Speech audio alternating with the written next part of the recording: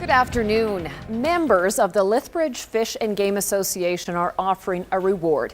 It's for information about anyone shooting carelessly towards the city of Lethbridge. The association and city administration will be meeting over the next 2 weeks to try and come up with ways of making the gun range safer. But club members say it's people who aren't using the range that pose the real threat to residents of North Lethbridge, and they contend even relocating the facility won't eliminate that danger. Terry Boat reports. Members of the Lethbridge Fish and Game Association packed City Hall, some of them carrying signs riddled with bullet holes and other damage from illegal and destructive shooting.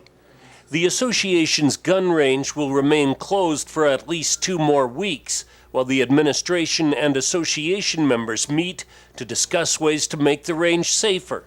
Some councillors say the most realistic long-term solution now appears to be relocating the range away from the city. The Fish and Game Association, they want to move as well. They don't want to be going through this scenario again next year or in 2 years' time or in 5 years' time, right? There's always going to be an issue if it's located in an urban center. The decision to reevaluate the facility comes on the heels of an updated police report, which examined 25 stray bullet strikes over the past 7 years, including 5 in the last 6 months. Even though 9 of those bullets were found in West and South Lethbridge, police concluded it's beyond probability that some of those bullets didn't come from the range.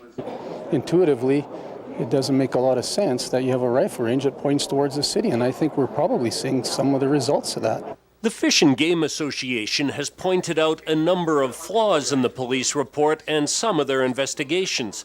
They contend there's no way bullets or ricochets pose a risk to homes in North Lethbridge, adding the real danger is from people shooting in rural areas outside city limits. If people go out on their own and they're not really having a full appreciation of that firearm and how far that projectile can travel, certainly that's a recipe for some problems. We know they're not coming from the range.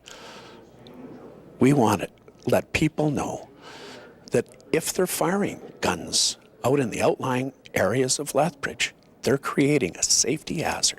The association says it wants to be part of the solution, and it's offering a $1,000 reward for information about anyone who's caught recklessly shooting a firearm in the direction of the city. Terry Boat, CTV News, Lethbridge. The city will meet with fish and game representatives over the next 2 weeks and report back to City Council. The range remains closed. Some sportsmen and competitive shooters are now driving as far away as Calgary to practice.